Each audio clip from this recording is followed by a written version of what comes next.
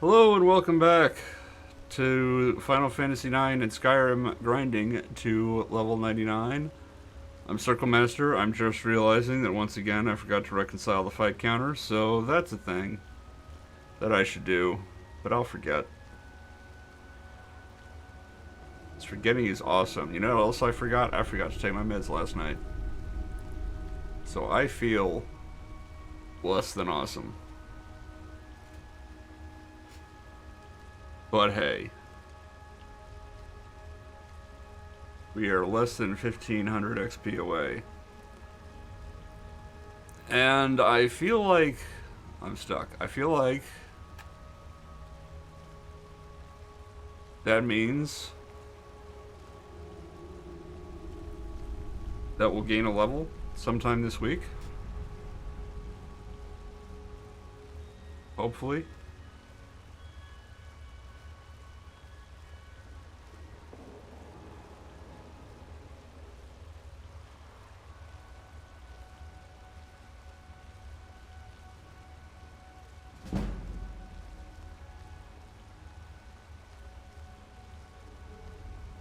I need 4. We might get that legendary tonight. I'm not sure. Remains to be seen.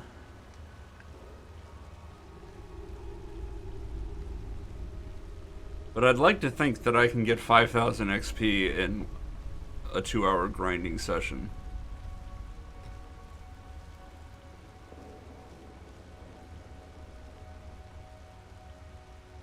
Of course, just because I'd like to think that doesn't mean it's true, and I guess we'll see where we're at.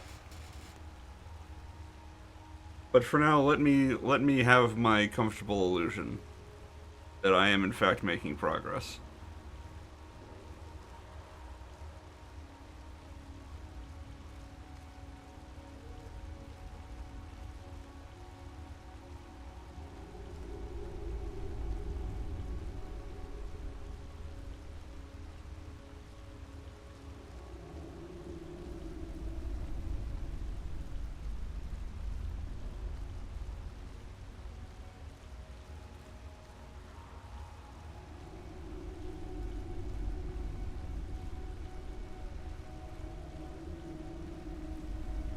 Unfortunately, I don't have much to discuss today.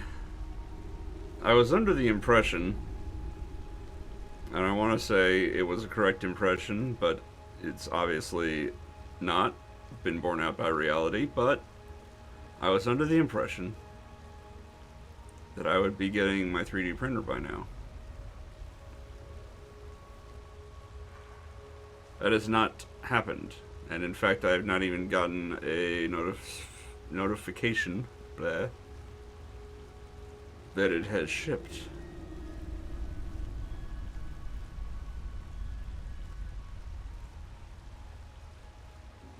So who knows when that will happen? I actually sent an email, and who knows if they'll ever answer that email.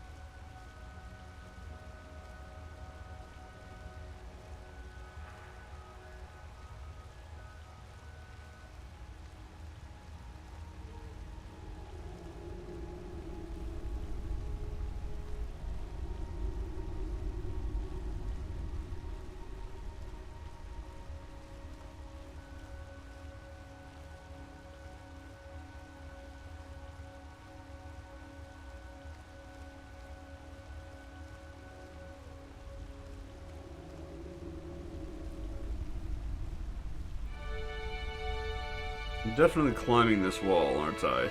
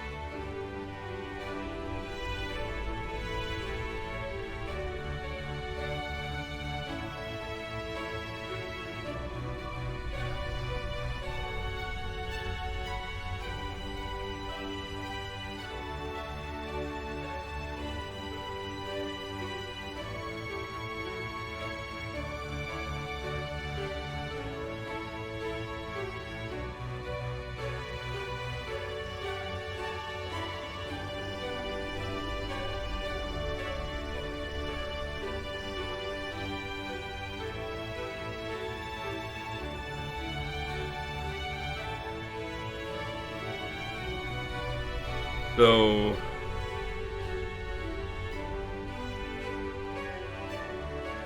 assuming I do 1 fight per minute, I'm a little over 2,000 hours away from being done.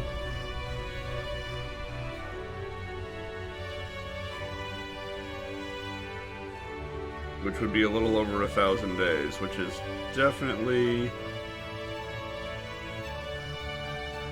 somewhere in the neighborhood of 3 years. It's actually less, 2.78, but obviously I don't stream every day. I wish I could.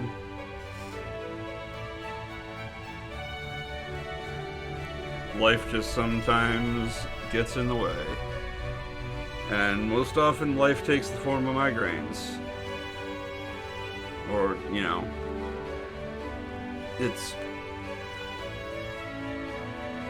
it's always migraines, and it's just sometimes I can deal and sometimes I can't. So life always takes the form of migraines. Sometimes it takes the form of weakness on my part.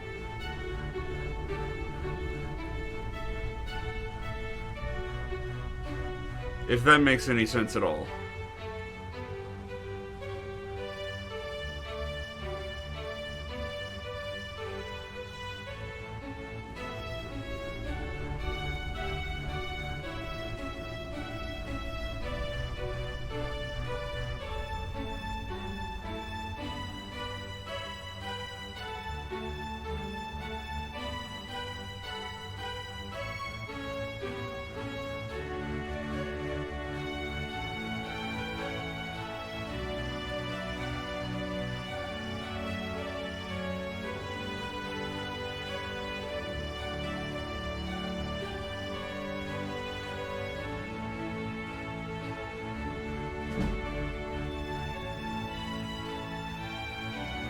And I think at this rate I'm definitely gonna hit a level, not a level, a legendary iteration in Skyrim. Hey 5D100, thank you. The music definitely helps keep me sane while I do this. I do need to spend more effort into getting more playlists going.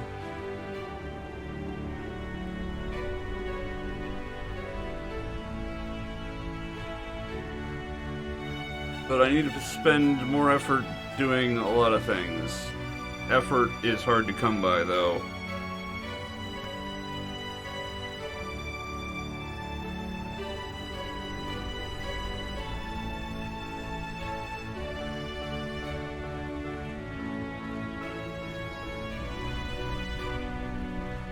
Something's bad happening in Skyrim. He's climbing the rock. That's a no-no.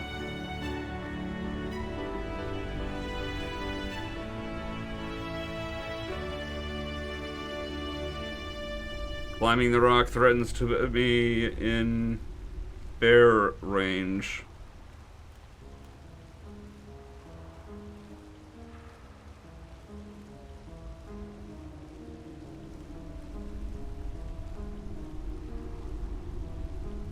Well, thank you very much.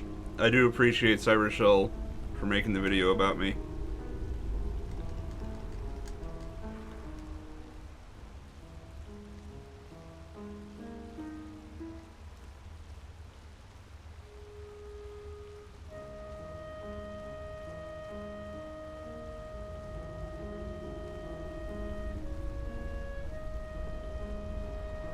Though I will say that Final Fantasy VII was driven by spite, and spite is a much more powerful motivator than sheer willpower.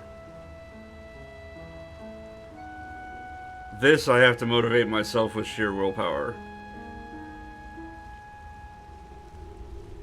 Also, it will take 5 to 6 times as long to complete. So it's rough. It's rough, and it makes a bad story because there's no antagonist.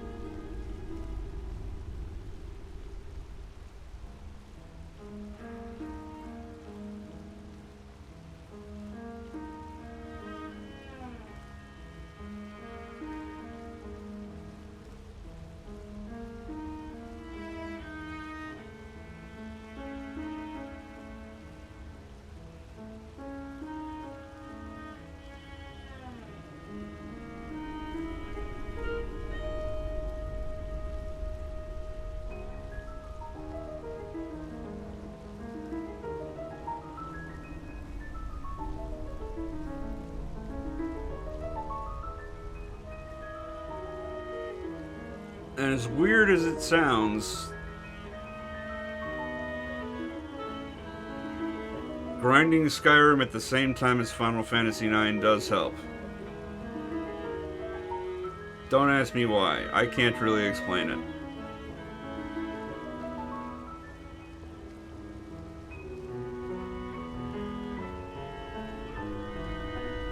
I think because it gives me more immediate, intermediate goals. Like, getting a level in Final Fantasy IX takes a long time. There's a lot of hours in between. Whereas Skyrim has much more rapid progress.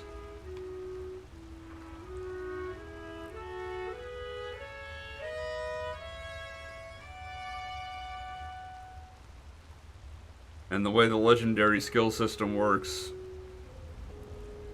it doesn't become exponentially longer between progress notes the way that a Final Fantasy XP curve is, where getting from 98 to 99 takes a lot longer than it took to get from, say, 8 to 9.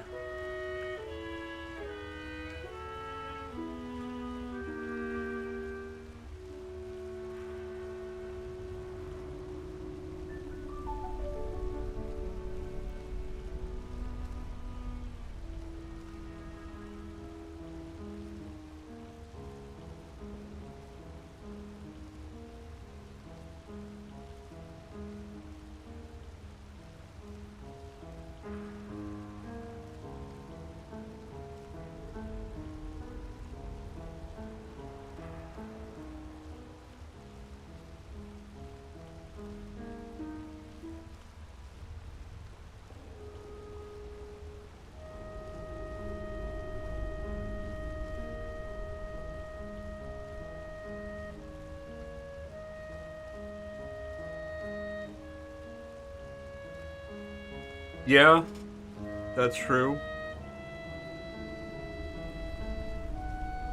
I did FF8 some time ago just because I knew it scaled, and I wanted to see if that was faster or slower than Final Fantasy Tactics, which also has experience scaling but in a much different fashion.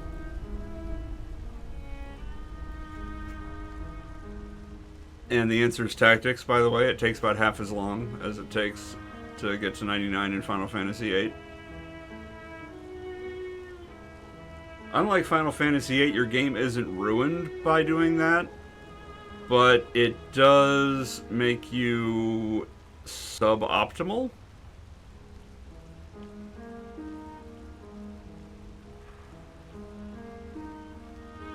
Tactics is mechanically complex, as you can imagine from a game called Tactics.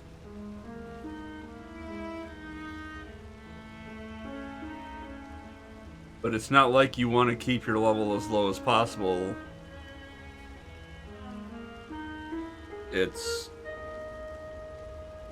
your stats scale differently based on what job you are in at the moment you level up. And different jobs have different stat growth.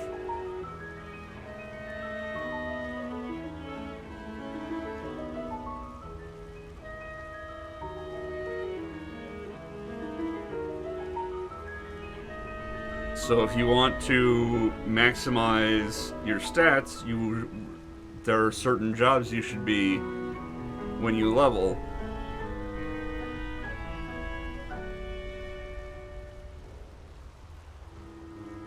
And there's actually a way to super optimize that literally nobody ever does because it's not worth the effort. What you can do is you can get a job with really good stat growth. Like Mime is generally the best. Mime has equal to or the best stat scaling in every stat except speed. So you level up to 99 as a mime, and then certain random maps, or they're not random maps, but certain maps with random encounters will have tiles that are trapped. And one of the possible traps is called a degenerator trap, where if your character steps on that tile, they go down a level. And when you go down a level, your stats decrease according to the job that you're in. Obviously, to counteract the increase that they got when you leveled up.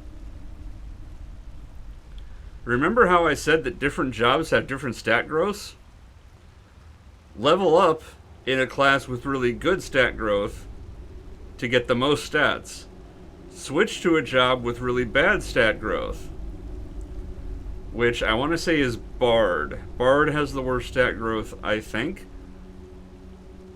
Or it might be Calculator. One of those two. Anyway, switch to a bad stat job, level all the way back down to level 1. Your stats will not go down nearly as far as they went up when you leveled up in the good class. And now you're level 1 again, so you can level up in the good class again. So you go back to level 99 as a mime. Your stats will end up higher than they were before when you ended up at level 99 as a mime. Then you can do it again and again and just super optimize your stats. And it's absolutely not worth it.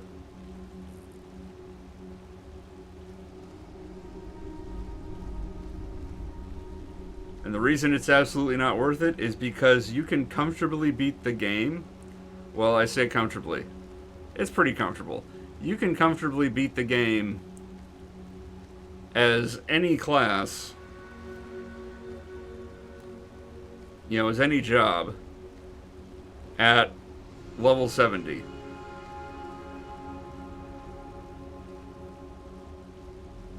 Like, if you make your character a wizard and you decide you're going to stick to wizard and you're just going to be a wizard, and you have a whole party of wizards, all your characters are wizards from the very start of the game, and you play through the game and you get up to level 70 with your party of wizards, you're going to smoke the final boss.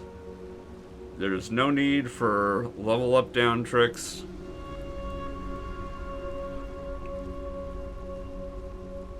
And that's considered a challenge run when you're only one job for the whole game.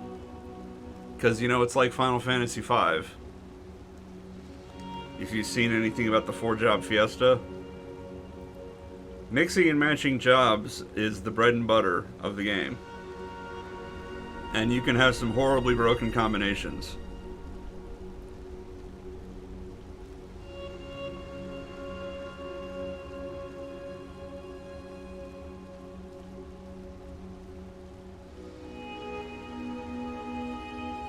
Yeah, 4-job fiesta depends really on what jobs you get, because there are some rough combinations.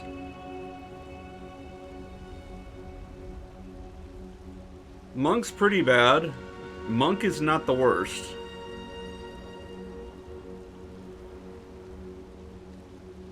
Thief is the worst. If you roll Thief as your World 1 job, you're going to have a bad time.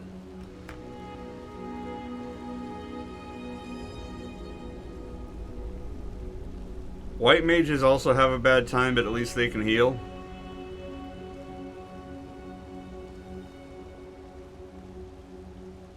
Hey, Genstuck. Oh, so you're just doing it casually? That's fine. I mean, the challenge mode is called 4-job fiesta. The fundraiser also takes that name because it's about doing that type of challenge, but the name 4-job fiesta was applied to that playstyle before the charity event existed. It predates the charity event.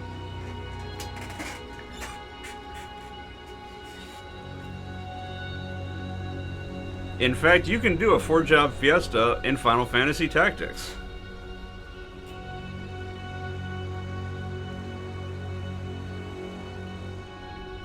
More common, at least back when I did Final Fantasy Tactics challenge runs,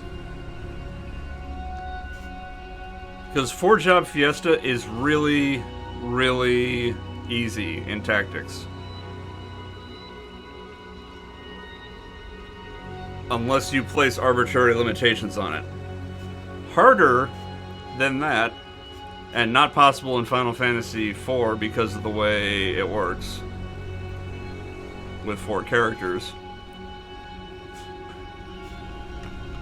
is what they call the Tactics Double Dare.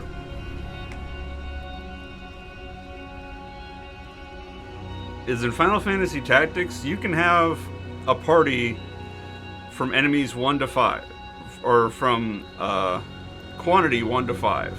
You have one main story character who has to be in the party in every battle. Except random battles, I think. I honestly don't remember. But you have your main character Ramza, who's in every story battle. And then you can bring anywhere from 0 to 4 additional characters, and some of them could be story characters you recruited along the way, some of them could be the randomly hired characters, or just the randomly assigned characters that you started with, who are not fully random. They have some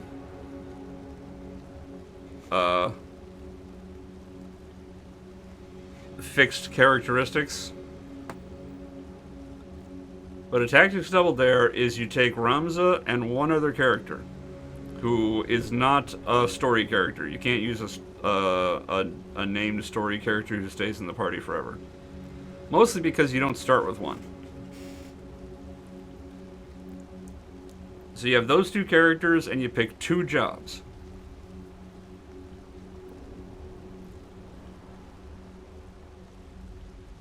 And starting from Dorder Trade City, because you obviously may not have access to both of the chosen jobs from the very start of the game. So challenge runs tend to start at Dorder Trade City to give you an opportunity to do random battles in Mandalia Plains to unlock jobs and things. But you have your 2 characters. They each have to be one of those 2 jobs. They can't both be the same job. So, like, let's say you pick ninja and a black mage. One of your characters has to be a ninja, one of them has to be a black mage. They can both use abilities from both of those classes, but no other classes. So the ninja can use ninja abilities and black mage abilities, and the black mage can use ninja abilities and black mage abilities, and they are allowed to switch off. If for a certain battle you want Ramza to be the ninja, he can be the ninja while the other one's the black mage.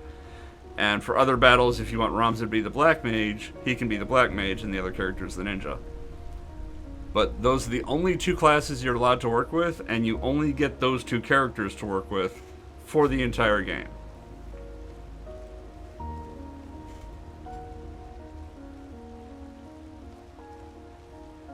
Oh my goodness. I have gotten a reply from the 3D printer company even as I sit here streaming. Well, depending on what jobs you take, it can be fun, but it's like, it's a challenge mode. It's like doing a 4-job fiesta. But 4 jobs in Tactics with 4 characters is so strong.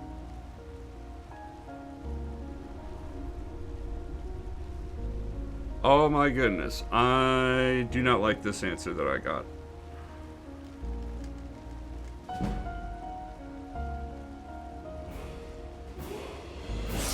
I do like leveling up in Skyrim, though.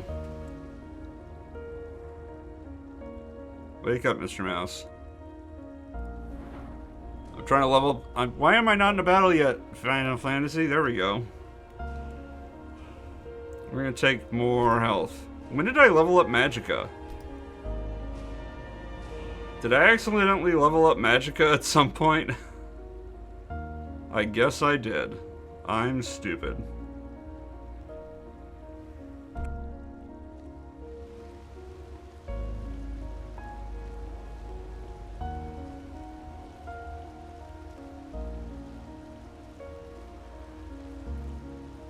So I got an email reply.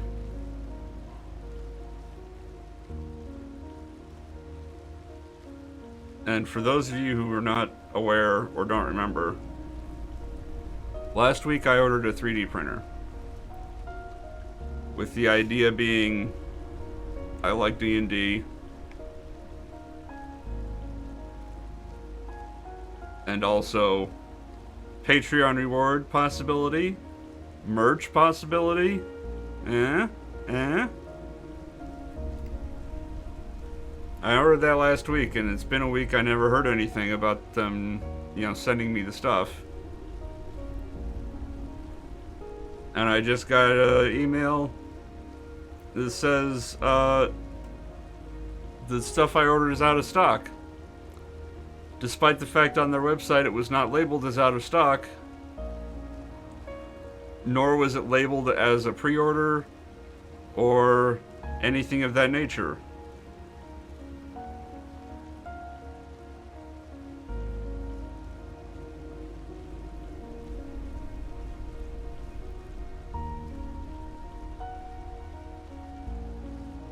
So I'm a little upset.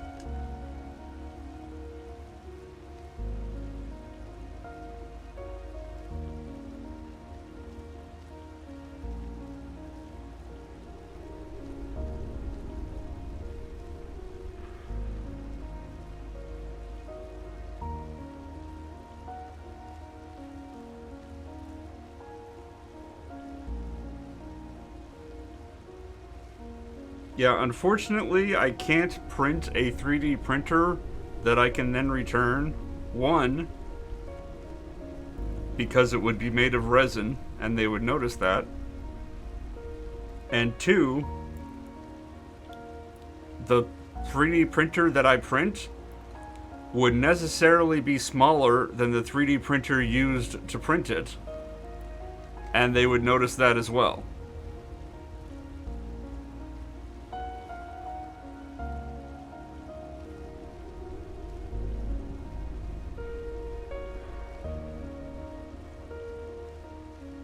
Hey, look at that. Our fight counter says 121,000 even.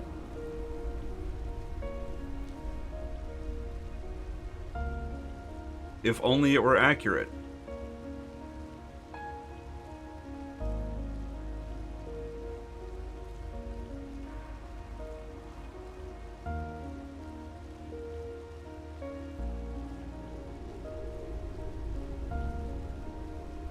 The downside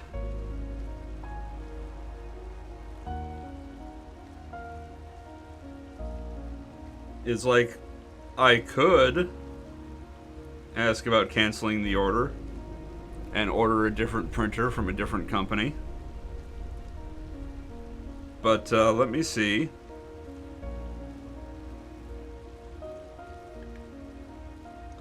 Yep, so this printer that I could order with comparable stats, specs, whatever you want to call it, is twice the price. So that's a big fat no.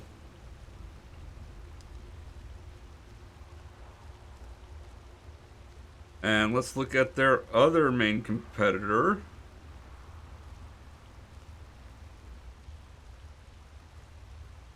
With a similar stats.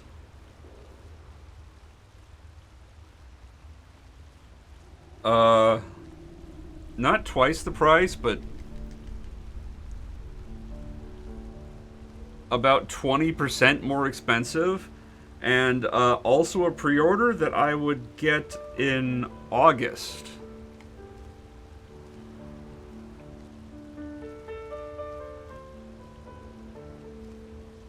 August is significantly later.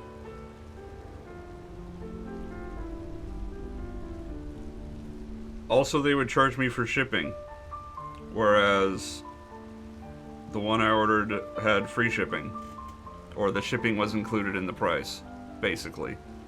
That's basically what that means, is that I paid for shipping in the price of the printer.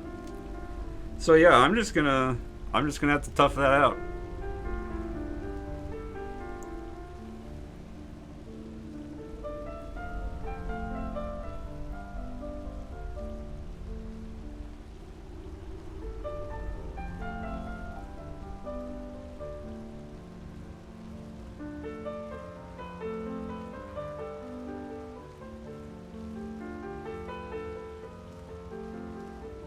I kind of really wish that they had just, put on their website, you know, pre-order or ships soon, even.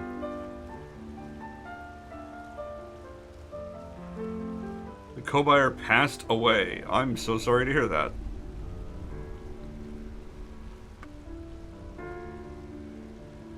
I'm not sure how long ago that was, Jen's Duck, but there are 3D printers that you can order from said reputable companies. I remember seeing a video on one that was like super tiny. It was like this $99 resin 3D printer, and it's like you could print one D&D mini on it. It's that tiny. And it's made by who knows who. But you can get a small 3D resin printer for under $300. You can get a small filament printer for probably about $100. They are definitely getting to the consumer scale of economics. Because yeah, when they first came out with the early consumer 3D printers, they were stonks.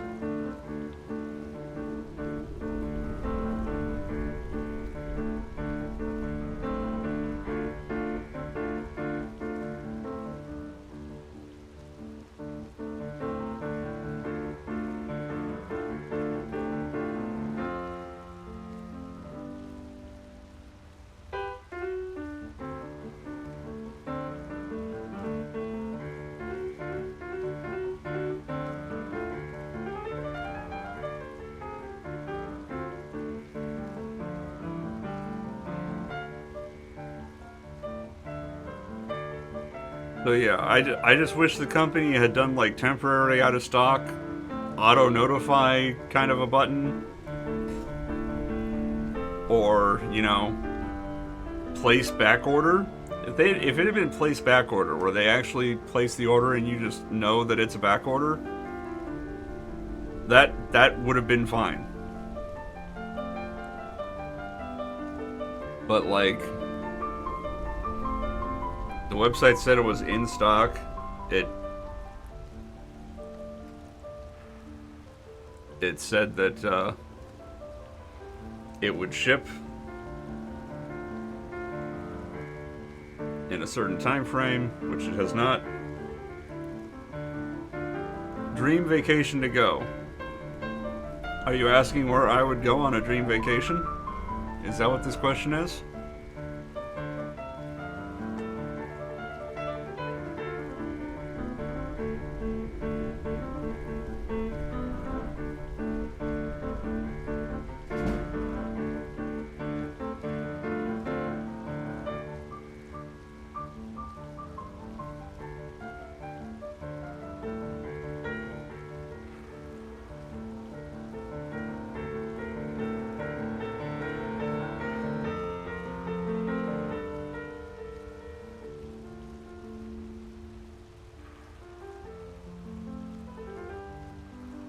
I'm going to assume that that's what this question is.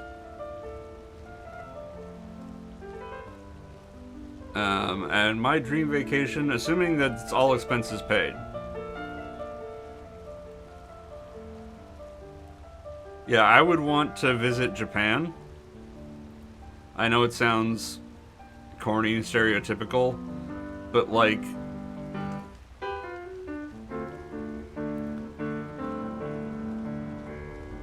Japan is as foreign a place culturally, if not geographically, although it's pretty geographically distant, from the US as you can get without going to a third world country.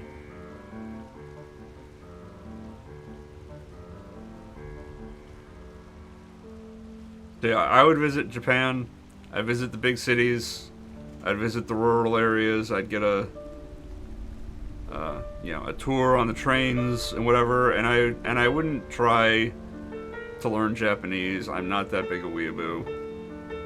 I'm not the guy who says, "Oh, I want to move to Japan. I want to live there. I wish I was Japanese." I am what I am. I would just do the tourist thing. And yeah, there's some tourist strappy stuff there. But hey, I'm gonna go visit the giant Gundam thing.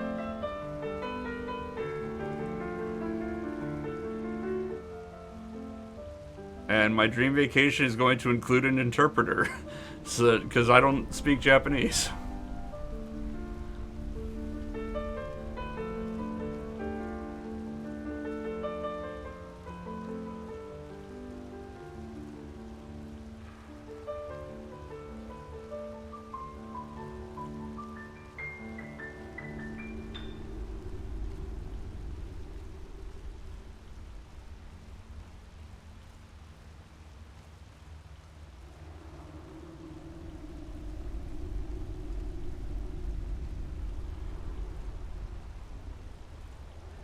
Well, given where we're at here, XP wise,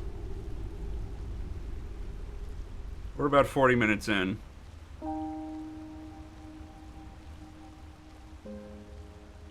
And we've gained, what, about 1,000 experience?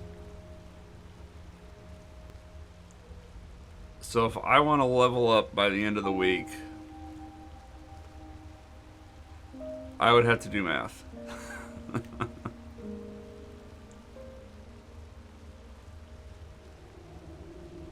Hey, Bloodborne Souls, can you do math?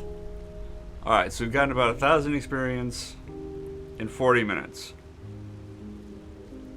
What's 40 minutes? 4 times 15 is 600 minutes? It's 10 hours?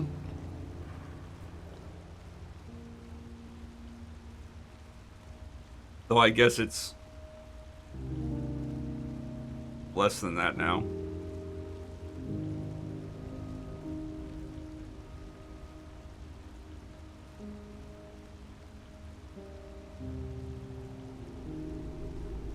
So I'd basically have to not miss a day for the rest of the week for streaming. And then by the end of the week, I'll get the level up in Final Fantasy IX. Assuming that sounds right.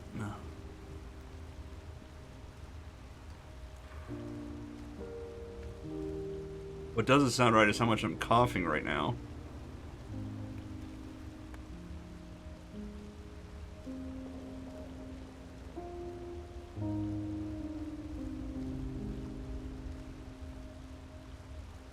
To get 1,500 experience, or sorry, 15,000 experience would be about 600 minutes or about 10 hours.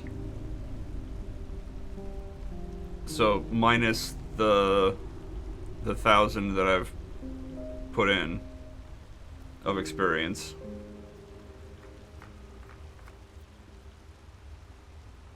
Would be 9 hours and 20 minutes? Assuming I'm remembering this right. Like, did I just cross 14,000 or did I just cross 13,000? I want to say I just crossed 14,000. No, I just crossed 13,000. I'm done. Okay, so 600 minutes minus 80 minutes. 10, 9, 8 hours and 8 hours, 40 minutes. Until level 62.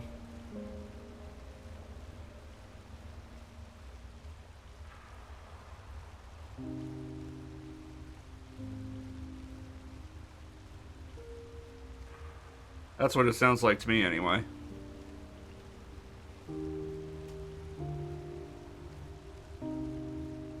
You know what else it sounds like?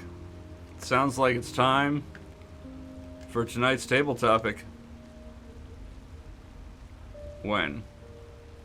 I don't know what you mean when. 8 hours and 40 minutes from now.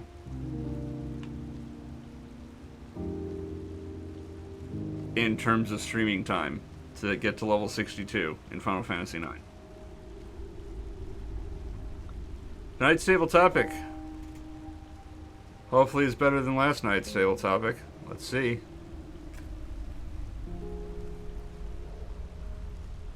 Which tabletop games do you take on vacation? Which tabletop games do you take on vacation?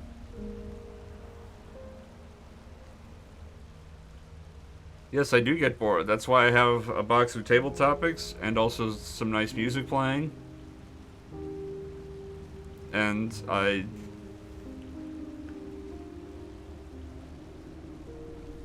you know, make the best of it. Yeah, exactly, Wandering Bishop. You don't take tabletop games on vacation.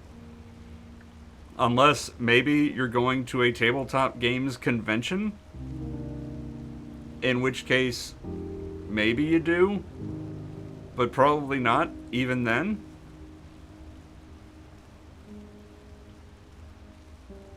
Like the one time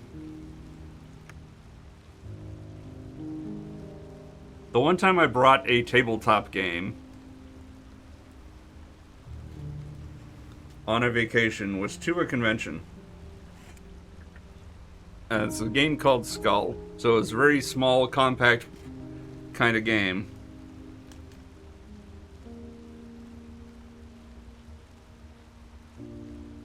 And flying to and from the convention, both times my bag got pulled out of the scanner by TSA because they couldn't tell what the box in my bag was. So they had to open up my bag and pull out this little game, and they're like, "What the hell is this?"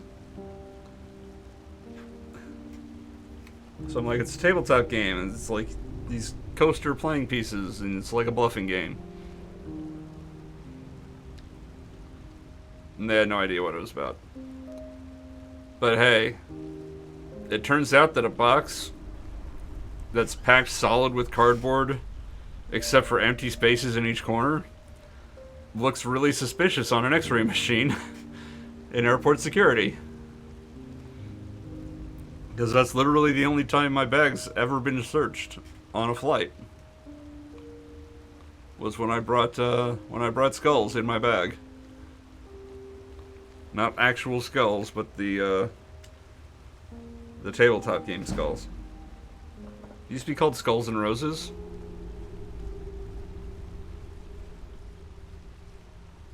It's a fun game. I recommend it. It's like $20 maybe. You do need like 3 to 4 people to play it. Preferably, it plays up to 6, and it plays better at the higher player counts.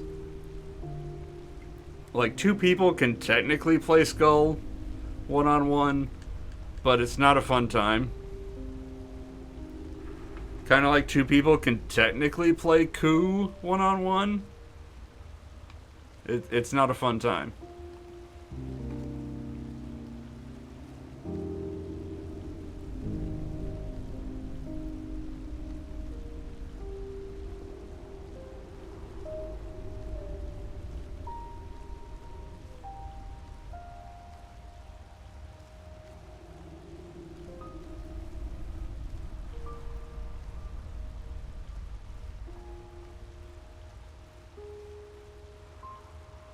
I have some really bad, embarrassing losses at Coup in my tabletop gaming career. Not that I played Coup professionally or anything. But Coup is one of those games where I either dominate or I get absolutely smoked. There's no middle ground.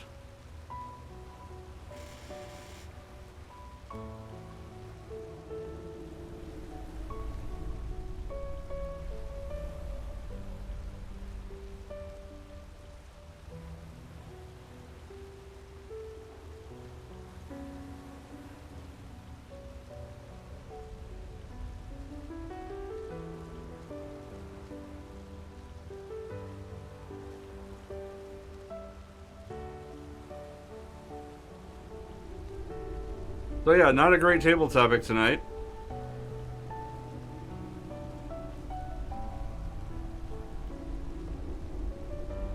Which is unfortunate. We had a couple in a row that were pretty good.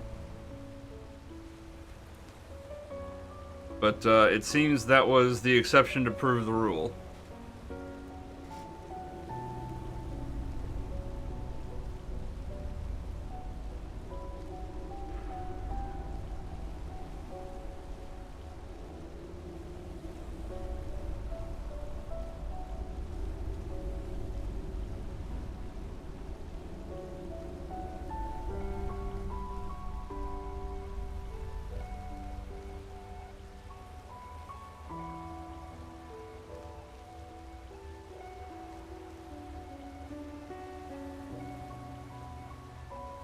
Wait a minute. Wait a minute. I'm stupid. Hold on.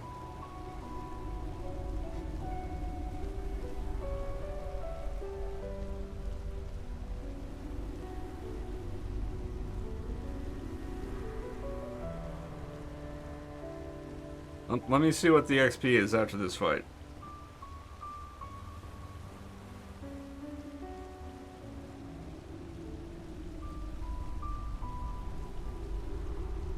Well, okay, I'm stupid. So I've gotten not 1,000 XP in 40 minutes. I got 2,000 XP in 40 minutes. In the past 10 minutes or so, I've gotten another 500.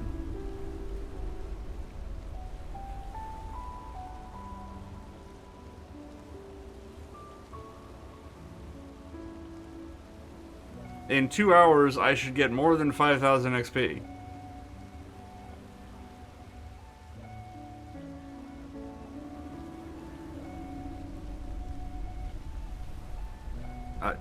I don't know why I thought I only gained 1,000 XP in the first hour.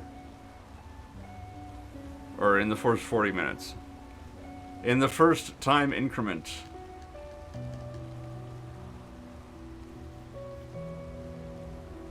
See, this is what I'm talking about. I can't do basics. I can't count.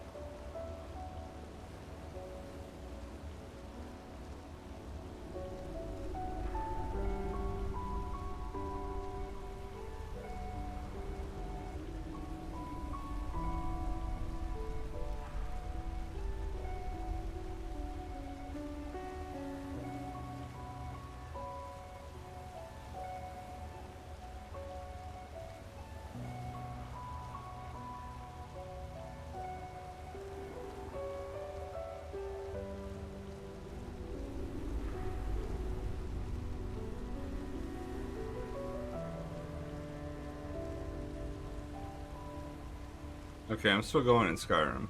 I haven't noticed any ping from Skyrim in a while. I was just a little suspicious of it.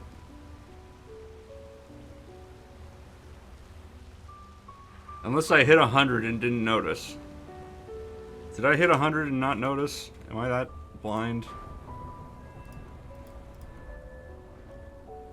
No, it's at 99.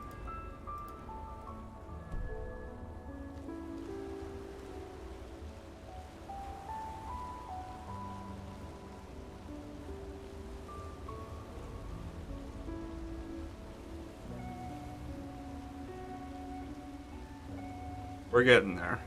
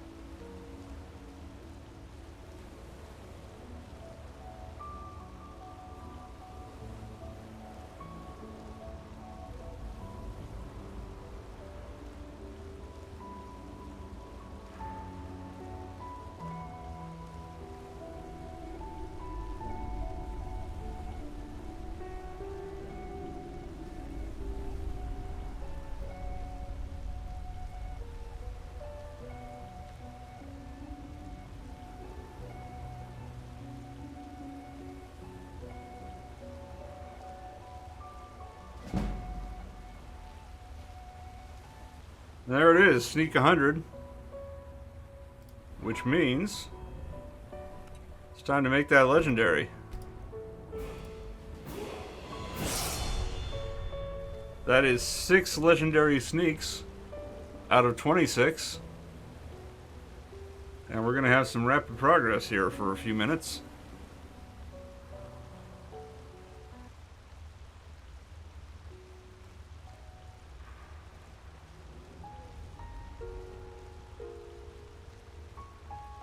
That means we're about 120 hours remaining on Skyrim. If I'm not mistaken. It seems like it takes about 6 hours to take Sneak from 15 to 100.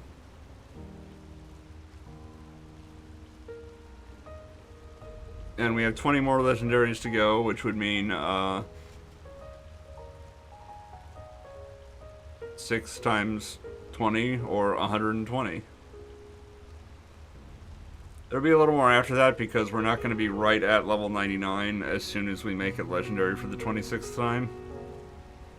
We are going to need to sneak for some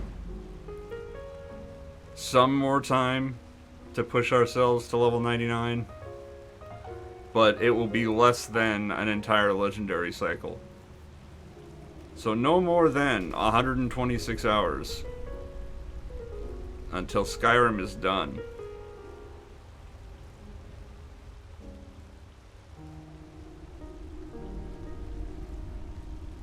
We got about 2 months left of that. Give or take.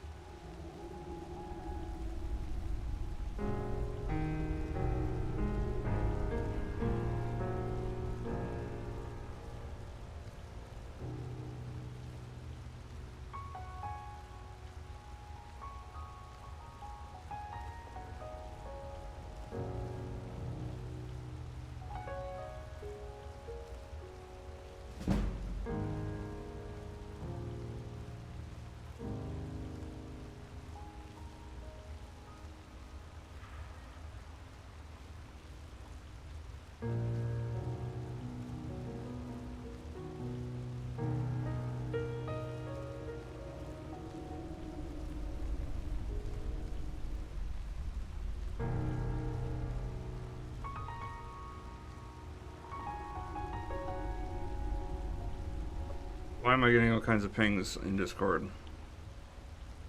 They're probably at everyone's. That's why.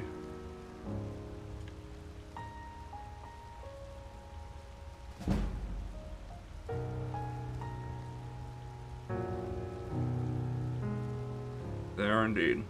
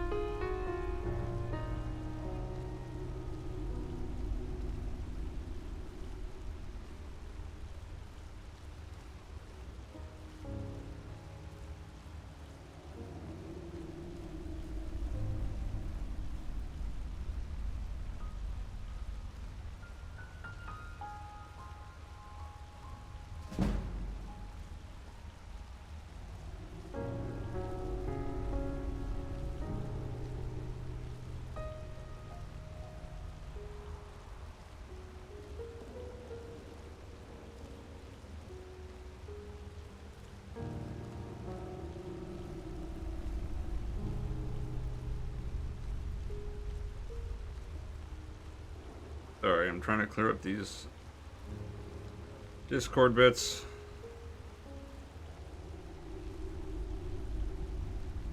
There we go.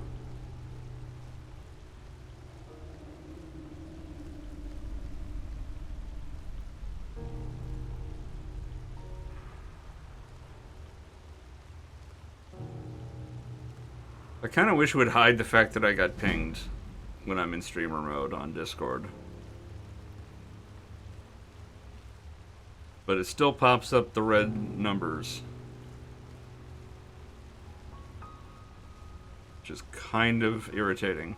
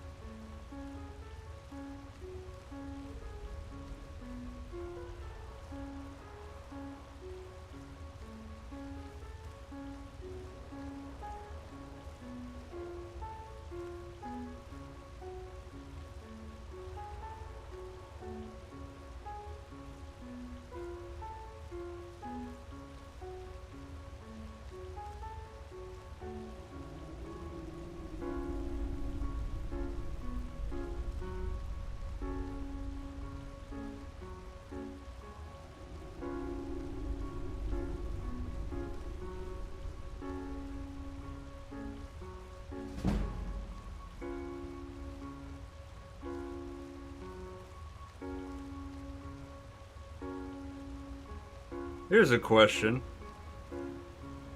I just came up with my own table topic, so it's probably equally bad. But here's a hypothetical question for all y'all.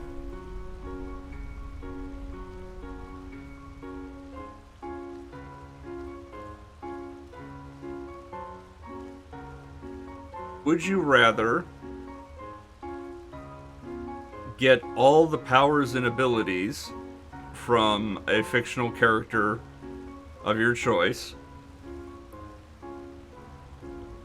or would you rather live in the fictional world of your choice?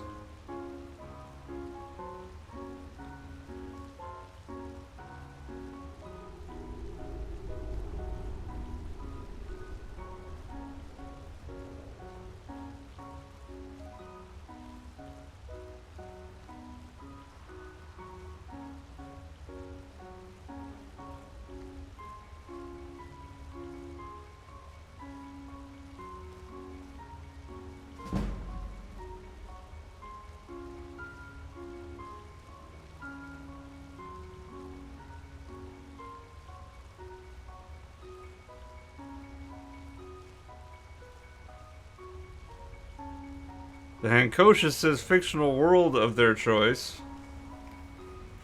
Which fictional world would that be?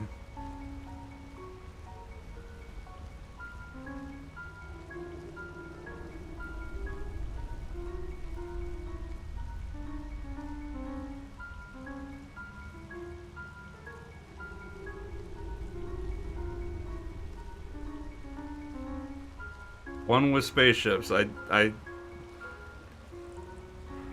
When the genie shows up and asks which fictional world do you want to live in, and you say one with spaceships, you're going straight to 40k. You're going to be in Warhammer 40k, you're going to die on a hive world within minutes. But it has spaceships in the setting, so there you go. Does heaven count as a fictional world? I mean, there are books written that feature locations called heaven. Not necessarily the same as the Judeo-Christian idea of heaven.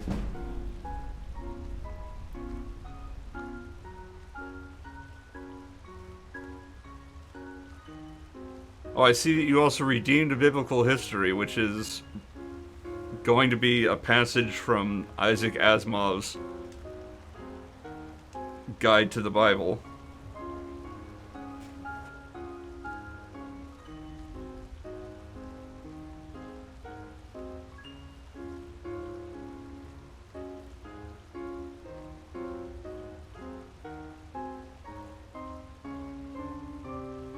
I'm gonna go ahead and give that a pause while I look to see if heaven is in the index, whether it has a call out in this book. And past the H's.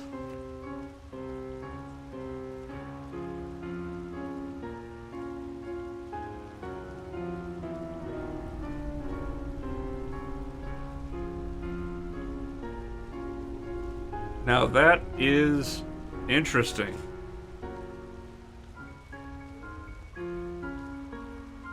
In the index of subjects, there is no entry for heaven, but there is one for hell. There are in fact 2-page references for hell, but there is nothing for heaven.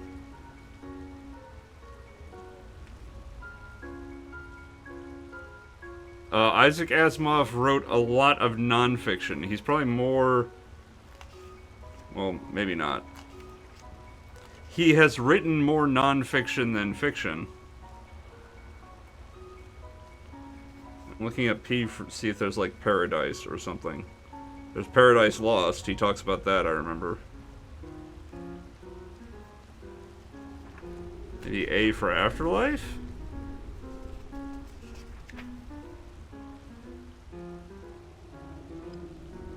Nope.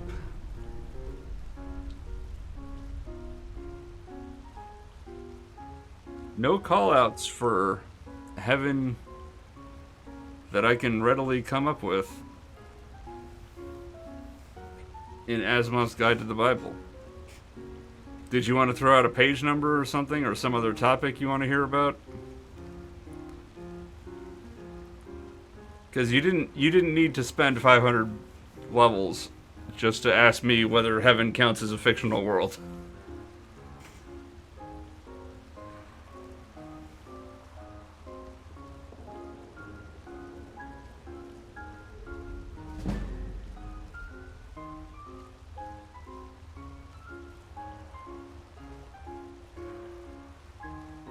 Consecration of bishops. That's very specific. Let's see if there's just bishops. Let's start with that.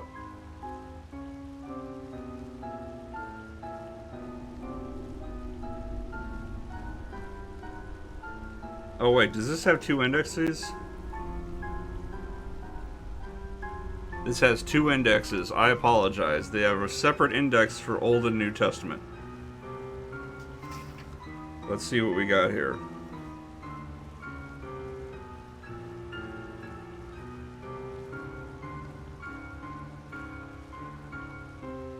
We got heaven, Richmond, and if you want to hear about Richmond in heaven,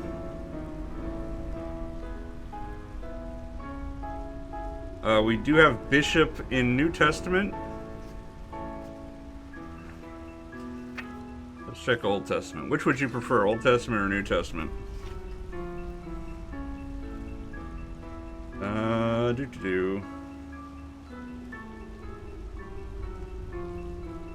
No bishop in Old Testament.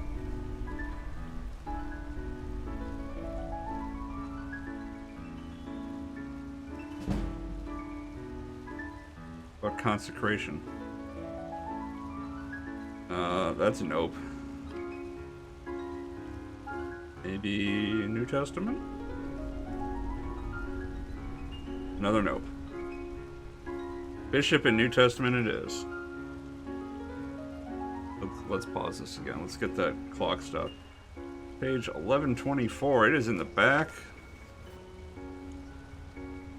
We're going to be looking at probably one of the letters from Paul, is my guess.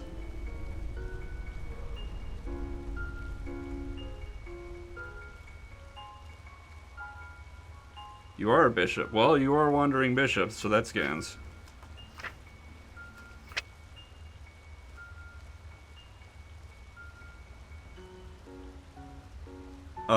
Yes, we are at the Epistle to the Philippians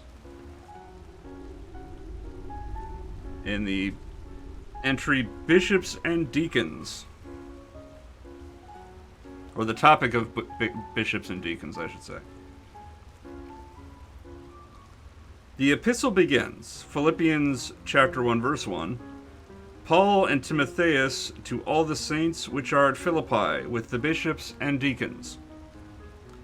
Philippi is the Macedonian city which Paul visited in the course of his second missionary voyage. See page 1057. It was there that Paul founded a European church for the first time. The faithful Timotheus is with Paul, but is not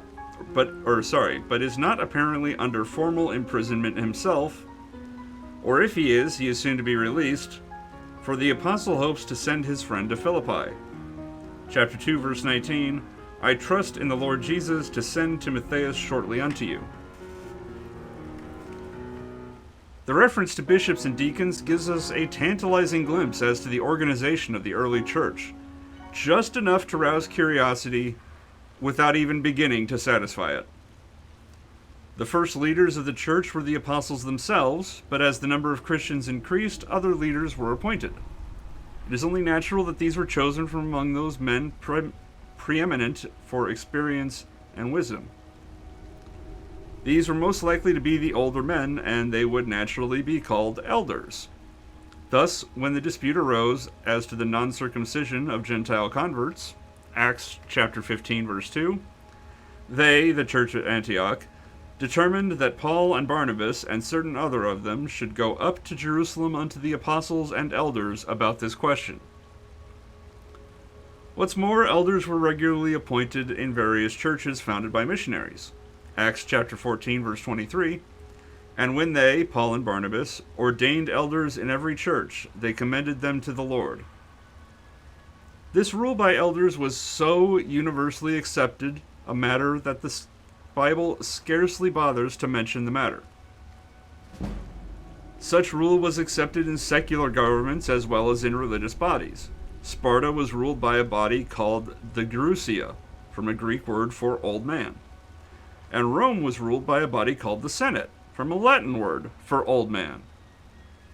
It should be mentioned, however, that we need not visualize the elders as necessarily ancient graybeards. In ancient societies where the average life expectancy was 35 at best, anyone over 40 qualified as an elder. The Greek word for elder is presbyter, from another Greek word for old man. This was corrupted into prester, as in the legendary Prester John, and in English has become priest. Paul uses the term episkopos, or episcopus in the Latin spelling, as a synonym for presbyter. It means overseer, someone who is in charge and guides the way. Episcopus has become in English bishop. The word deacon is from the Greek diakonos and means servant. Consequently, when Paul's words are translated as bishops and deacons, what is really meant are the elders and their helpers. After New Testament days, the church developed a complicated hierarchy, which means sacred government, of many levels. The basic groupings were in order of decreasing authority: bishops, priests, and deacons. A church in which bishops hold authority over wide areas is Episcopalian in character. The Roman Catholic Church is Episcopalian, as is the Greek Orthodox Church and several Protestant churches, such as the Lutherans and Anglicans. The American analog of the Anglicans calls itself the Protestant Episcopal Church. The Presbyterian Church is one in which bishops are not recognized, but in which the elders, presbyters, in each church hold authority on an equal basis. None of the present significance of bishops, priests, and deacons can safely be read back into the New Testament, however.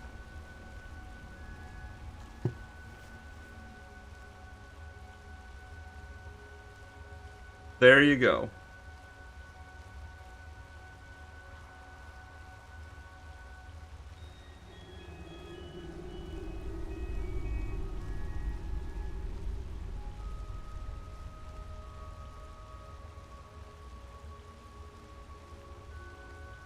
Well, Wandering Bishop, you have to understand that this is a 1,300-page book that covers Old and New Testament of the Bible and is mostly focused on the historicity of it. So it's mostly about specific places and people and explaining the context around those mentions.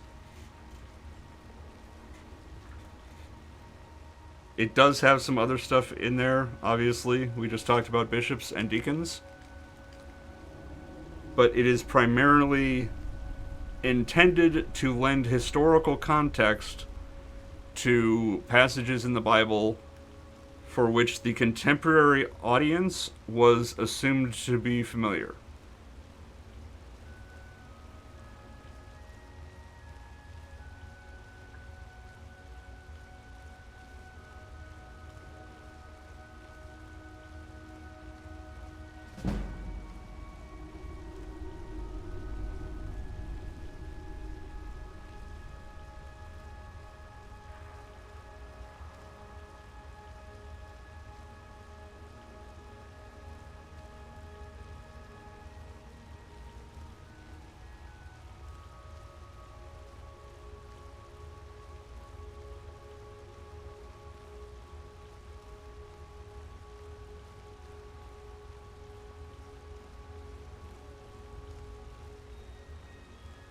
Also, you have to remember that this was written in 1968 and 69.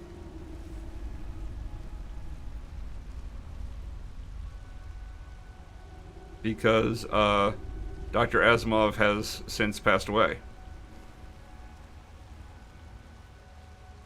Sometime during the 90s, I think.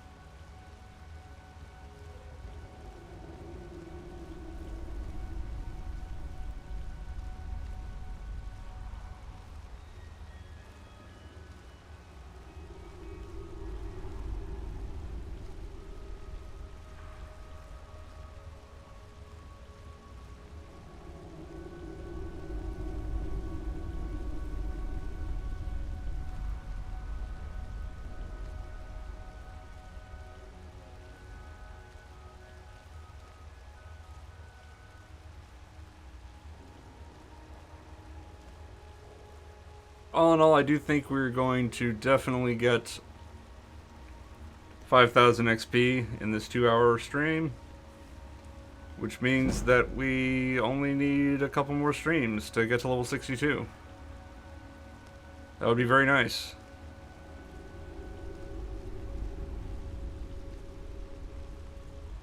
Almost as nice as if I could actually consistently stream every single day.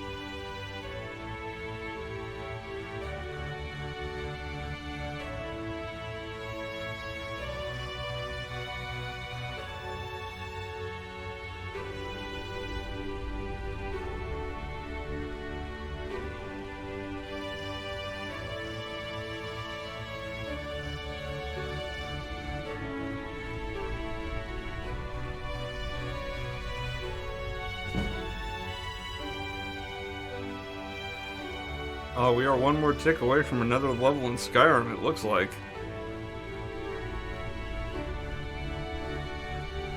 See if I accidentally put it in Magicka again.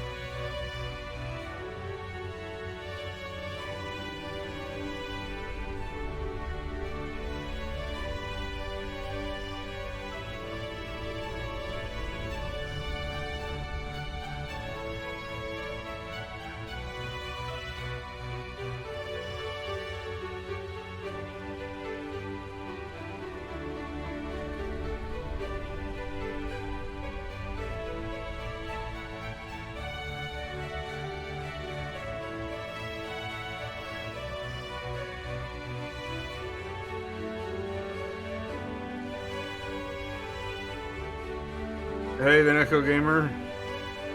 I have been hanging in there. And what excellent timing you have that you got here just in time to see a Skyrim level up. If my mouse will wake up. Drop that in health.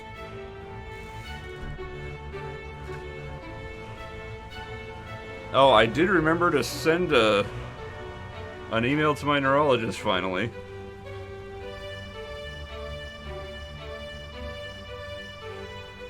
And they put in for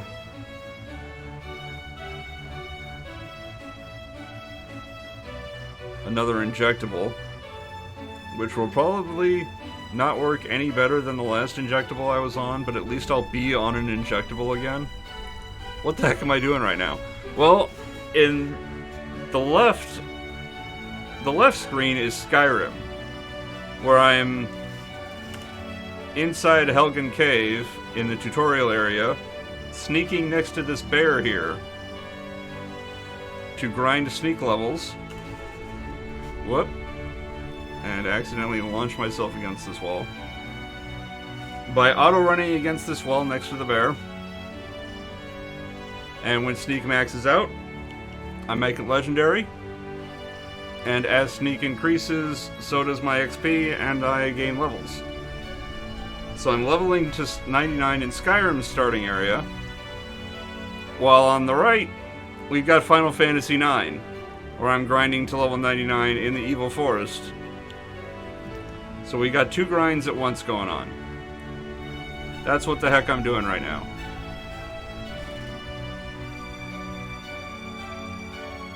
Unfortunately, Twitch won't let me put Final Fantasy IX and Skyrim in the category. So I just have Final Fantasy IX.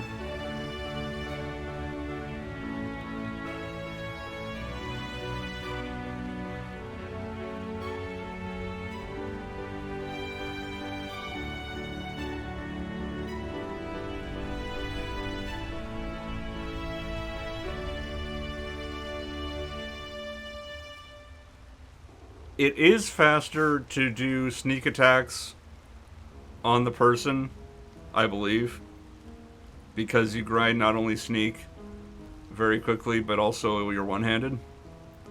But that requires, like, active input. Whereas this, I just hit the auto-run key and it's going on its own, and I can focus on paying attention to Final Fantasy IX, which also requires active input.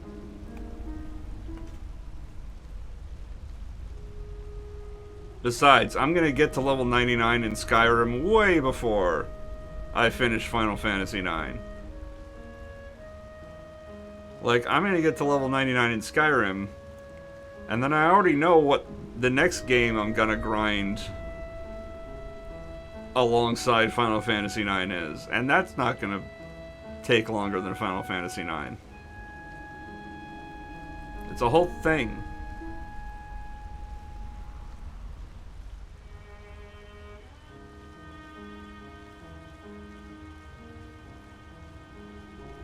Yeah, you can get past level 99, and like the effective level cap is somewhere in the 200s, I think.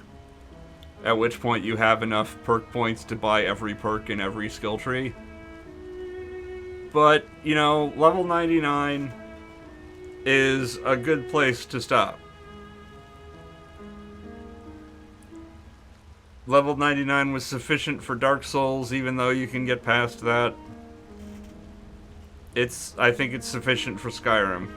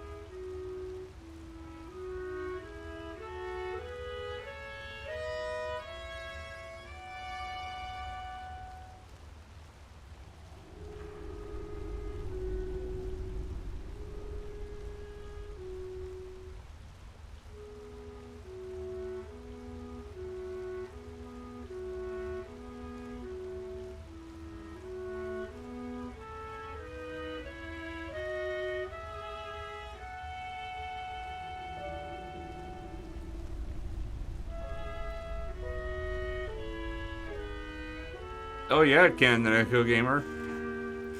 Because when Sneak hits 100, I make it legendary, which resets it back to 15. And then I make Sneak get to 100 again. And then I make it legendary, which sets it back to 15. And after I make it legendary 26 times, by then I'll be close to level 99 and it will get there a few hours later. If my math is right. Which is a huge if, because my brain does not work.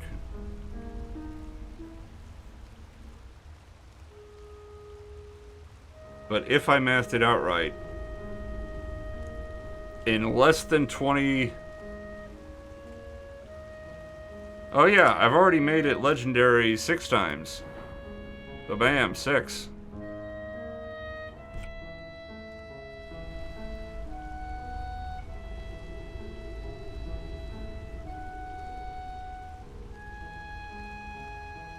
Yeah, you can make a skill legendary as many times as you grind it to 100.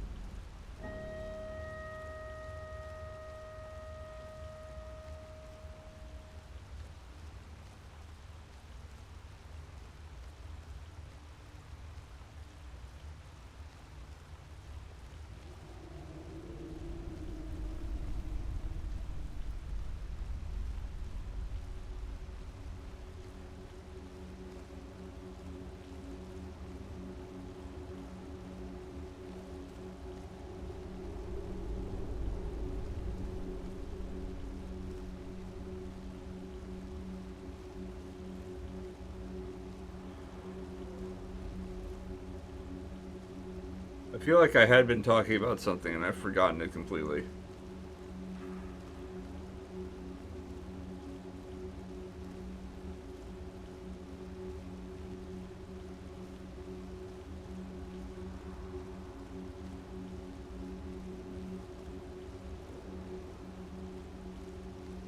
Hopefully, That will happen less often when I'm back on an injectable for the migraines. Hopefully. As we all know, hope is not a plan.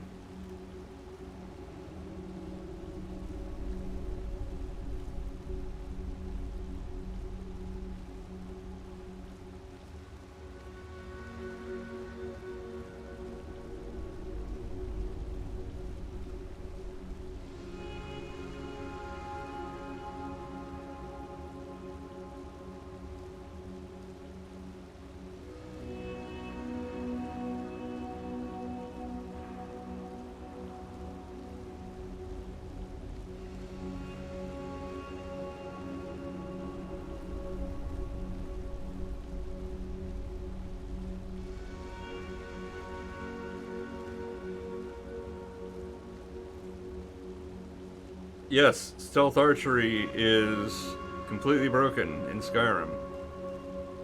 This is so well known, it has been a meme for years. It is what they call a dominant strategy.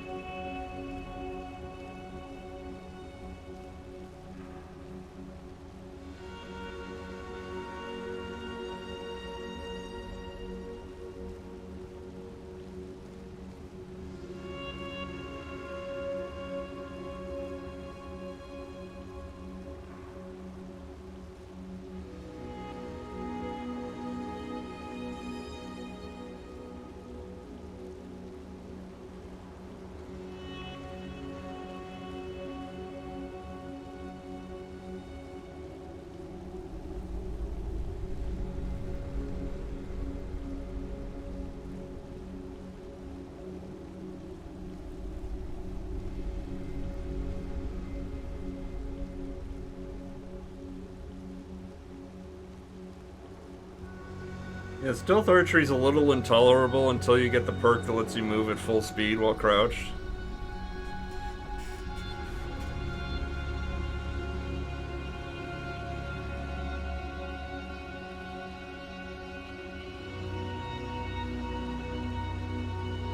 And also, there are only so many playthroughs of Skyrim you can do as a stealth archer before it becomes absurdly boring.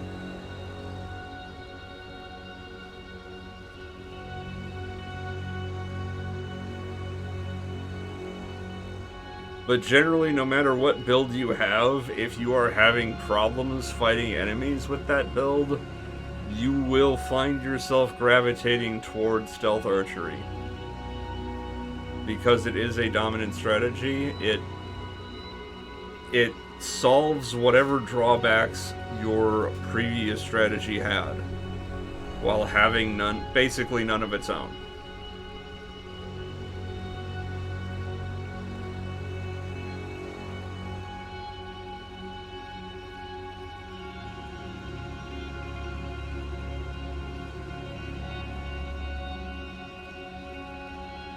Look at this, I'm level 61, and I'm still missing attacks. Unless I'm actually level 62 and I've forgotten.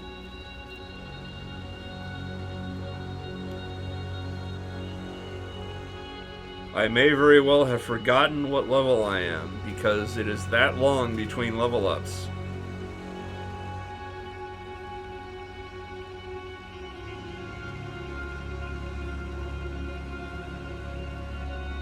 Nope, I'm level 61. I was right.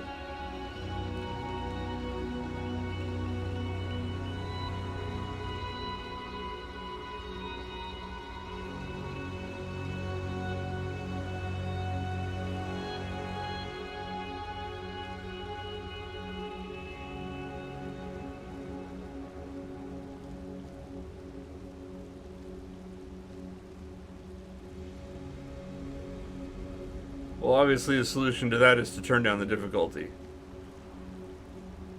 Because difficulty scaling in Skyrim doesn't really work.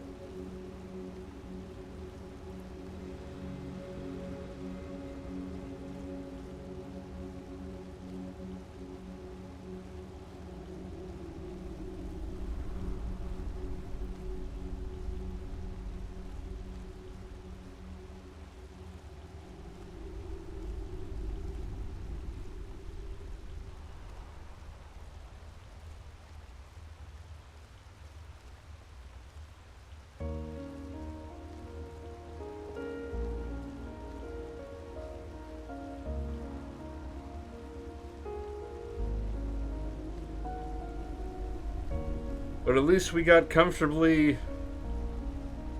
within 2 hours to get 5,000 XP. Like, we got 10 minutes to go until the 2 hour mark, and that's with the reading break.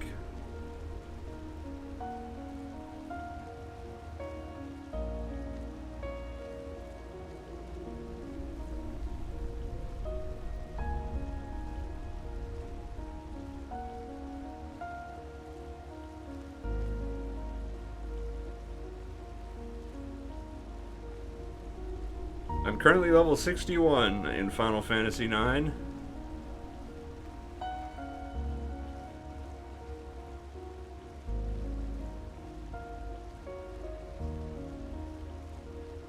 And a couple streams from now, I will level up. And it will be a fine moment for about a second or so.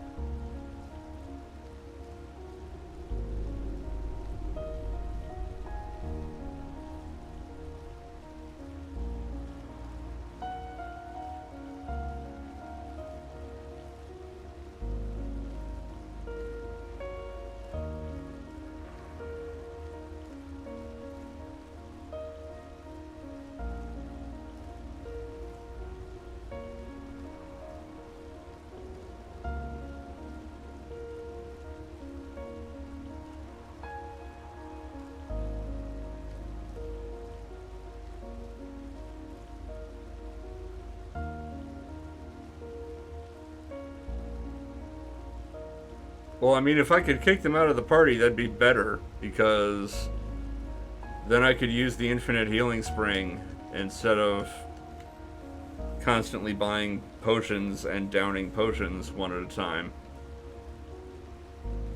But as it is, if I use the healing spring, it brings them back to life. At which point they steal XP from me.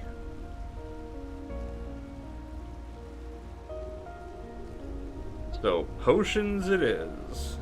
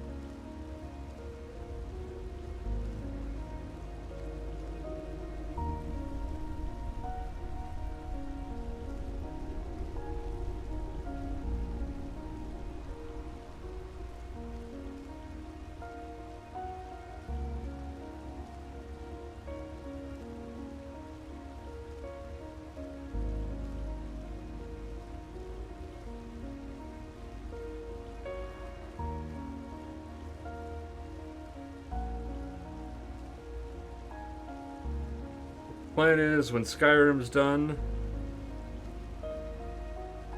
it will be replaced by a game called The Longing, which takes 400 days to finish.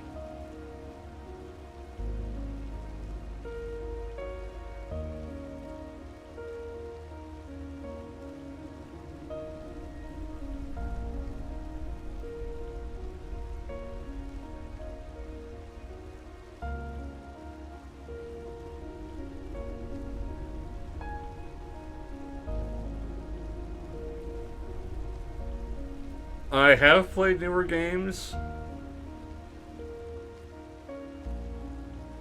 Unfortunately, my internet connection is not so great that I can stream them. Like, I tried to stream Elden Ring once, and the bitrate was far too low, and it looks like a pixelated mess. Well, there is a clip on my channel from the Crucible Knight fight in the, the first one, in the first area. So you can see how bad it was pixelated, but also see how bad I am at Elden Ring.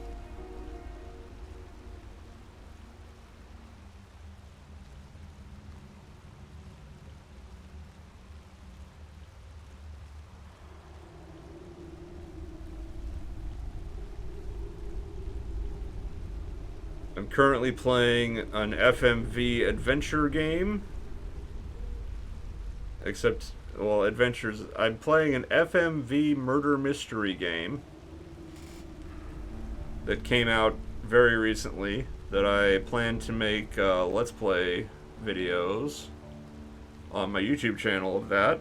Apparently, if you try to stream it, you will get DMCA takedowns from Square Enix because they obviously want to minimize spoilers in a game that's a murder mystery.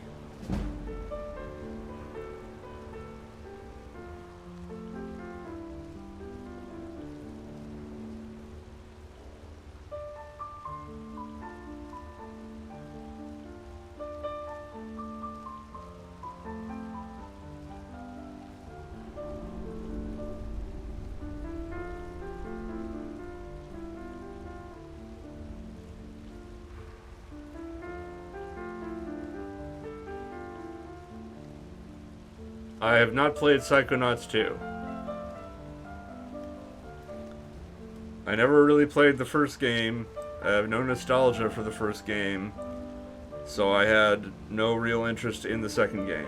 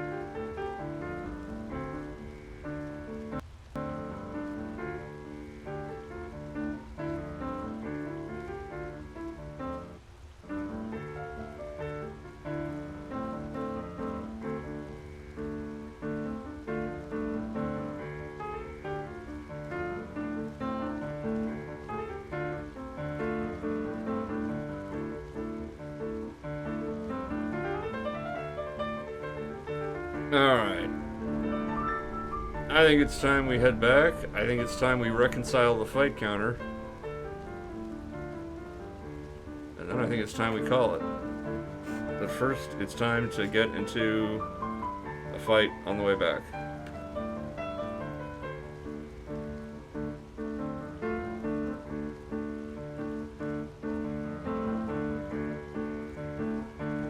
also my drink is long since empty.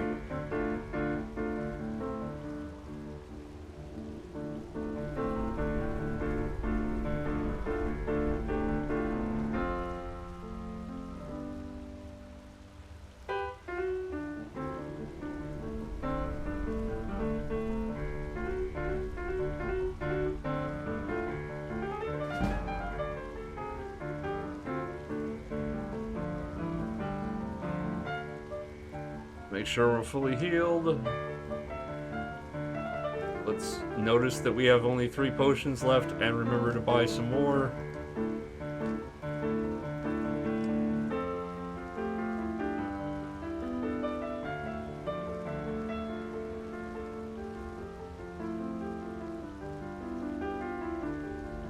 Hit the wrong button instead of talking to the Moogle to save, because that's always great.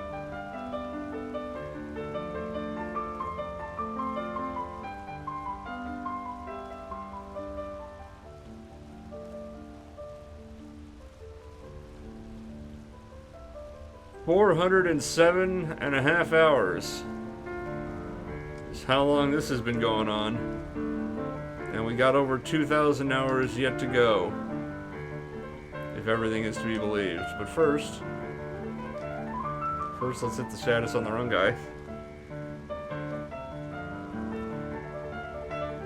Let's do some math. Some mathemagic.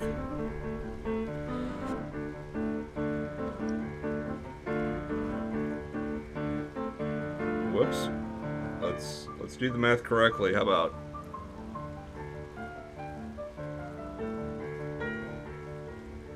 So I need a little over 5.5 million more XP to get to level 99.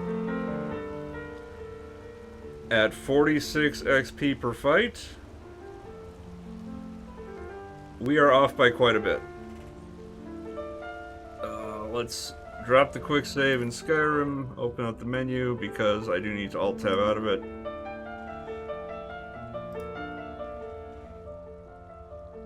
So our counter is currently at 120917. It actually needs to be at 120895. So we were like 20 something fights off. We were a ways off.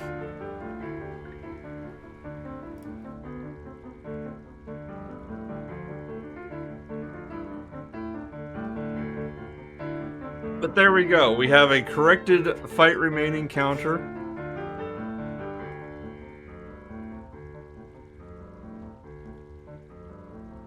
And that'll do it for this episode. I want to thank everybody for stopping by. Tonight's secret word is Dokapon, as in Dokapon Kingdom, the video game. If you're watching this on YouTube and you made it to the end of this video, post Dokapon in the comments so that we know that you made it to the end of the video. People have actually done that on a couple videos, so I've had to stop saying that nobody ever does it, although it's entirely possible that they just skip to the end of the video to hear the secret word. Who can say? In any case, thank you very much for watching, and until next time, take care.